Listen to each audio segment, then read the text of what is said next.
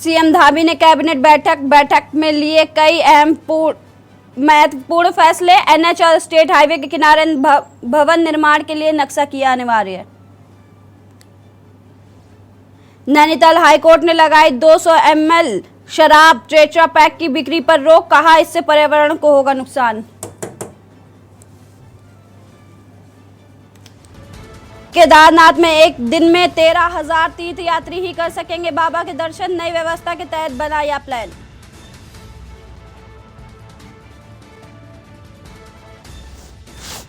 चार धाम यात्रा की शुरुआत, पंजीकरण 15 लाख पार। इस धाम के लिए भक्तों में सबसे अधिक उत्साह।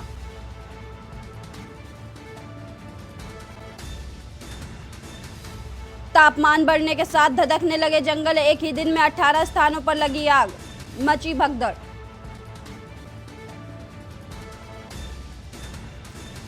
आज प्रदेश भर में करवट लेगा मौसम, गर्मी से मिलेगी राहत, भारी बारिश के येलो अलर्ट।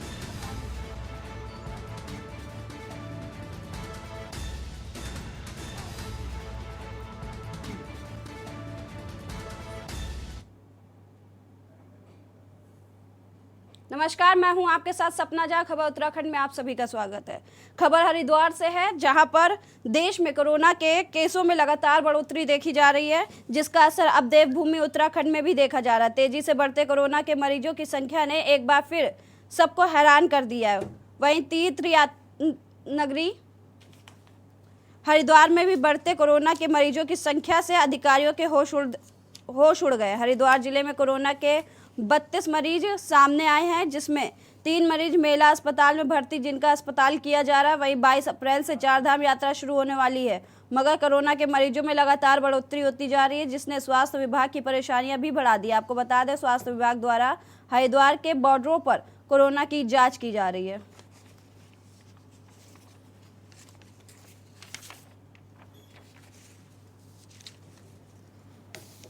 कोविड के केस थोड़े से तो खैर बढ़ रहे हैं और एक्टिव केस हमारे यहाँ 32 हैं टोटल।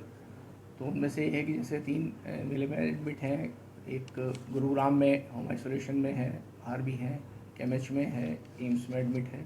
जैसे यात्रा रूट भी सीजन स्टार्ट हो जाएगा तो मरीजों का मतलब लोग आएंगे भी भारी संख्या में यहाँ पे। जैसे अभी पिछले 2 हफ्ते पहले देखा था हमने, लॉन्ग वीकेंड पे काफ़ी यात्रियों की संख्या थी, पर्यटकों की। नहीं, बल्कि गाइडलाइन भी जारी करी, डीएम सर ने भी एडवाइजरी करी थी कि बहुत ज़्यादा भीड़ भाड़ वाले इलाकों में जाने से बचें, पर्टिकुलरली गर्भवती बहनें हैं, माताएं जो हैं, और 65 साल से ऊपर, खास करके जिन्हें कोई डायबिटीज़ या हाइपरटेंसिव या कार्डियक डिजीज़ है, और 10 साल से कम का बच्चा।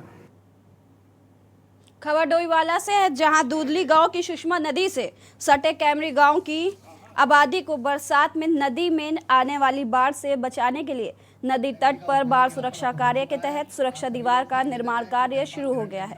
वहीं डोईवाला के विधायक ब्रजभूषण गैरोला ने निर्माण कार्य की आधारशिला रखते हुए कहा है कि गांव को नदी की बाढ़ से बचाने के लिए उत्तराखंड सरकार के द्वारा 4 करोड़ रुपए लागत से यह निर्माण कार्य शुरू हो रहा है।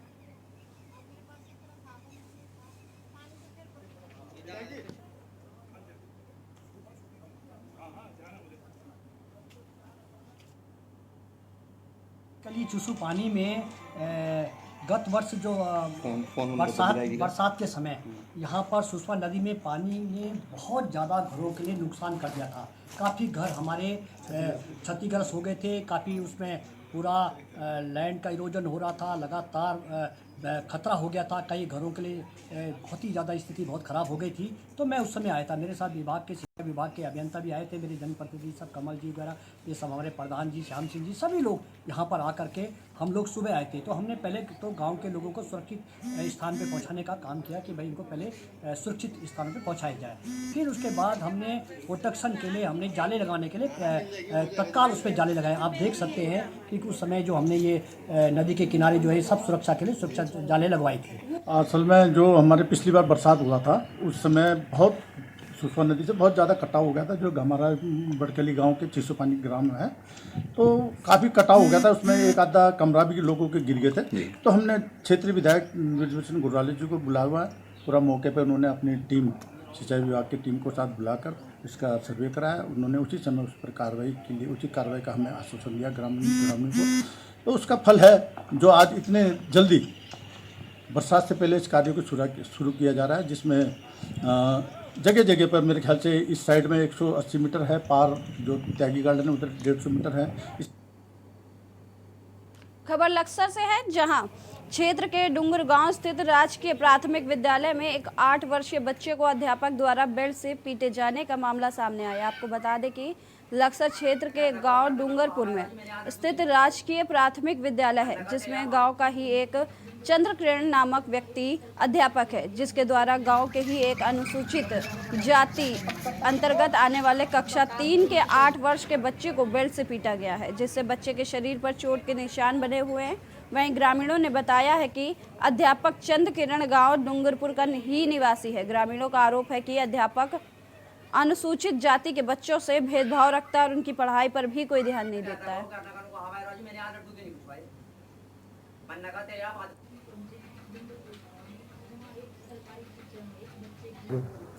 ये बच्चा गया था स्कूल में, तो 2 बजे की बात थी, रमंडा रोता आ रहा था। हम वहाँ पहुँचे, दोनों भाई पहुँचे। हमने कहा भाई मास्टर ने क्यों मारा, तो उसके उनका कहा मास्टर ने कहा कर रहे थे यही नहीं पीटेंगे। उसके बाद में हमने कहा मास्टर तेने क्यों मार पिटाई करी, तो बेल्ट तो छिता।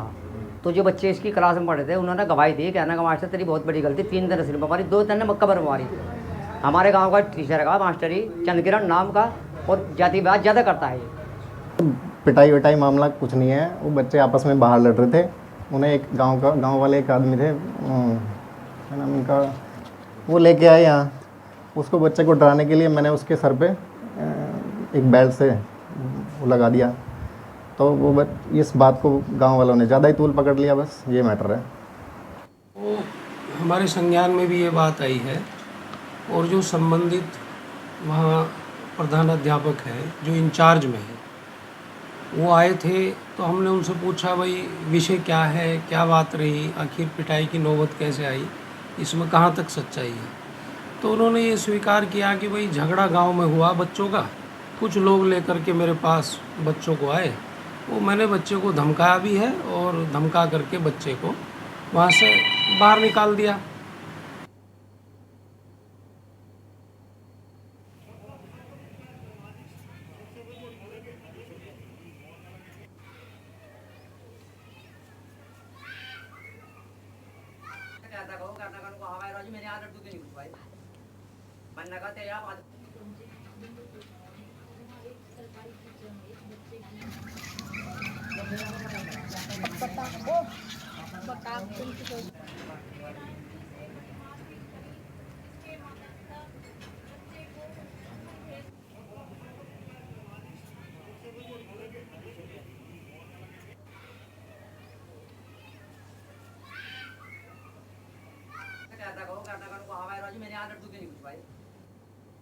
खबर बागेश्वर से है, जहां खड़िया खनन के कारण कांडा गैस गोदाम के अस्तित्व पर छाए संकट के बाद कुमाऊं मंडल विकास निगम और राजस्व विभाग की टीम ने गैस गोदाम की जमीन का सीमांकन करने का निर्णय लिया है। जमीन की सुध लेने पहुंचे कुमाऊं मंडल विकास निगम और राजस्व विभाग को पहले दिन निराशा हाथ लगी है। पहले दिन राजस्व विभाग की टीम खतौनी और नक्शे का मिलान कर रही है, लेकिन उन्हें सफलता हाथ नहीं लगी। आपको बता दें, कुमाऊं मंडल निगम को कांडा में गैस गोदाम निर्माण के लिए 9 नाली भूमि उपलब्ध कराई गई थी।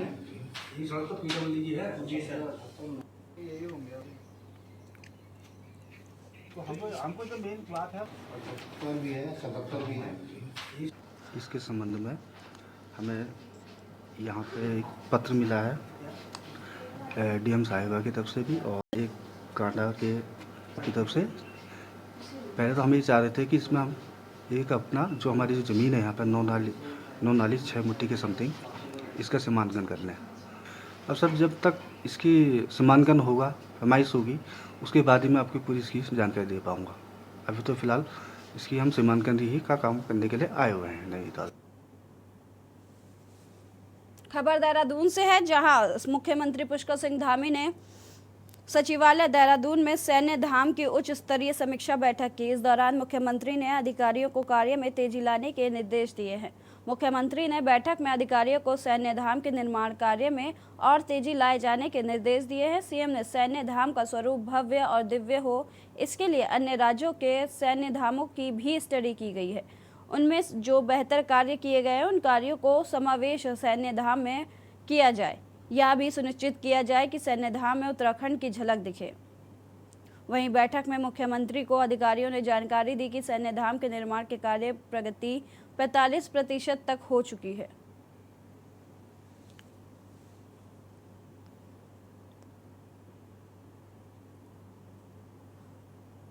आज उसकी मैं स्वयं समीक्षा कर रहा हूं और पहले भी मैं समीक्षा कर चुका हूं। जो भी कमी है या उसको और तेज़ी लानी है, उसमें किसी प्रकार की कोई कोताही नहीं छोड़ी जाएगी, क्योंकि वो हमारे प्रदेश के ऐसे रणबांकुरे जिन्होंने अपनी देश की सीमाओं की रक्षा के लिए, भारत माता की रक्षा के लिए, हम सब के लिए अपने प्राणों का बलिदान दिया है, अपनी शहादत दी है, तो उनके स्मृति में ये सैन्य धाम बन रहा है। हमारा बहुत पूज्य स्थल है और हर शहीद सैनिक की स्मृति उससे जुड़ी हुई है।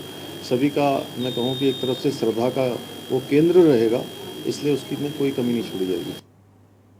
खबर हरिद्वार से है, जहां शिक्षा विभाग पहली बार सहायक अध्यापक विशेष शिक्षा के 24 पदों पर नियुक्ति करने जा रहा है। इन अध्यापकों को उन्हीं विद्यालयों में नियुक्त किया जाएगा जिनमें विशेष आवश्यकता वाले बच्चे अध्ययनरत होंगे। जनपद में सहायक अध्यापकों की नियुक्ति होने से सैकड़ों मूक, बाधिर, नेत्रहीन, दिव्यांग, मानसिक रूप से कमजोर बच्चों की शिक्षा का लाभ मिलेगा। 6 विकास खंडों में शिक्षकों को छात्र संख्या के आधार पर नियुक्त किया जाएगा। विशेष आवश्यकता वाले बच्चों को शिक्षा की मुख्य धारा से जोड़ने के लिए सरकार ने ये कदम उठाया है।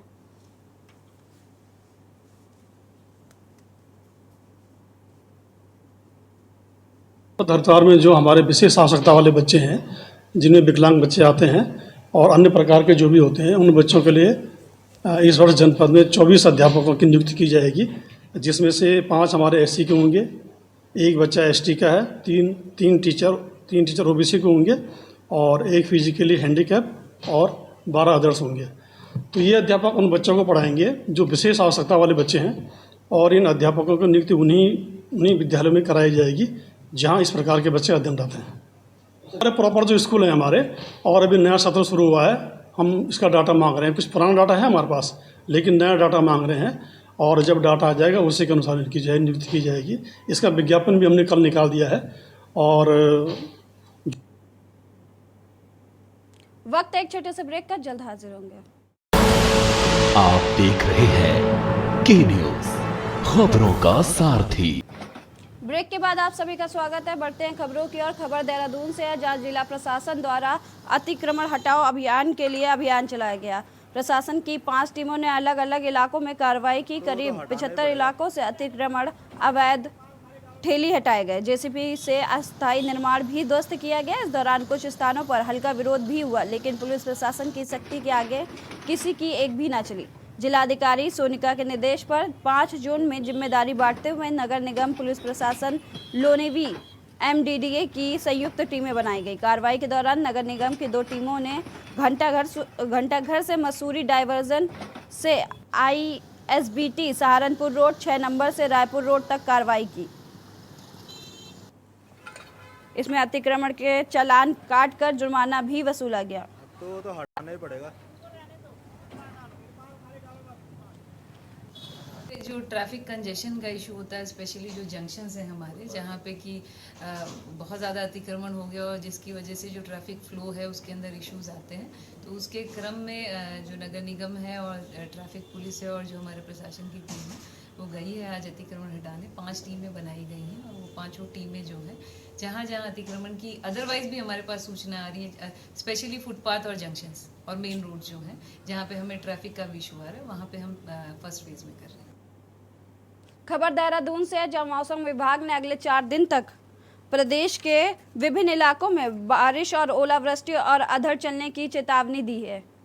18 अप्रैल के लिए येलो अलर्ट और 19 और 20 अप्रैल के लिए ऑरेंज अलर्ट जारी किया गया है। मौसम विभाग के निदेशक डॉक्टर विक्रम सिंह के मुताबिक उत्तरकाशी, चमोली, रुद्रप्रयाग के सभी जनपदों में कहीं कहीं गर्जन के साथ आकाशीय बिजली, बारिश और ओलावृष्टि की संभावना है। किसानों को विशेष रूप से सतर्क रहने के लिए कहा गया है, क्योंकि गेहूं समेत कई तरह की फसल इस समय तैयार है और बारिश से फसलों को नुकसान हो सकता है।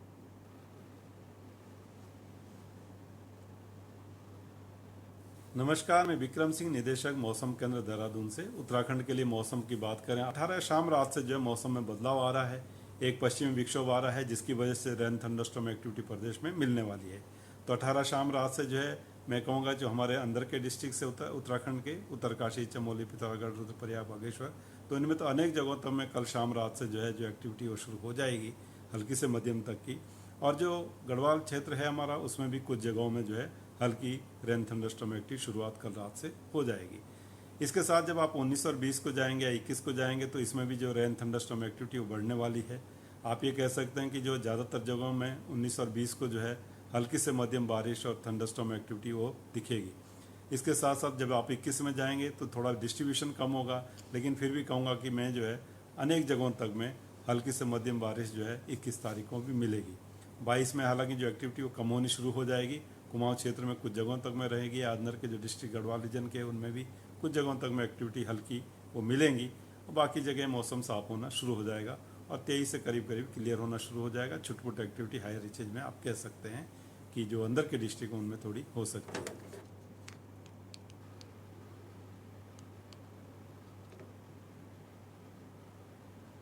सोमवार को रुड़की के तहसील परिसर में विजिलेंस टीम ने चकबंदी कार्यालय में छापा मारकर चकबंदी सीओ के पेशकार को 10,000 रुपए की रिश्वत लेते हुए पकड़ा था। वहीं देहरादून से आई विजिलेंस की टीम ने रंगे हाथों रिश्वत लेते पकड़ा है, जो कि किसान से दाखिल खारिज के एवज में रिश्वत की मांग कर रहा था। वहीं इस मामले में विजिलेंस के अधिकारी मनीष रावत ने बताया कि आरोपी पेशकार की रिश्वत मांगने की शिकायत मिली थी।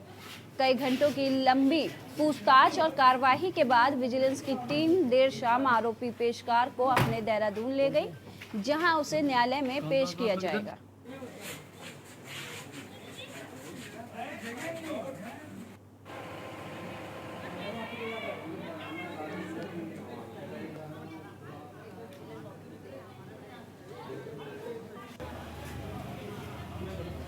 यूपी में हुए अतीक अहमद हत्याकांड के बाद सुरक्षा एजेंसियों की ओर से मुख्यमंत्री की सुरक्षा और सख्त करने के सलाह के बाद पुलिस मुख्यालय भी उनकी सुरक्षा और कड़ी करने को लेकर सतर्क हो गया है। पुलिस मुख्यालय में इसे लेकर अधिकारियों की बैठक भी हुई। एडीजी कानून व्यवस्था भी मुरुगेशन ने बताया कि मुख्यमंत्री आवास, मुख्यमंत्री कार्यालय, सचिवालय या मुख्यमंत्री के किसी भी कार्यक्रम में लोग बिना सख्त चेकिंग के उनसे मिलने नहीं जा सकेंगे।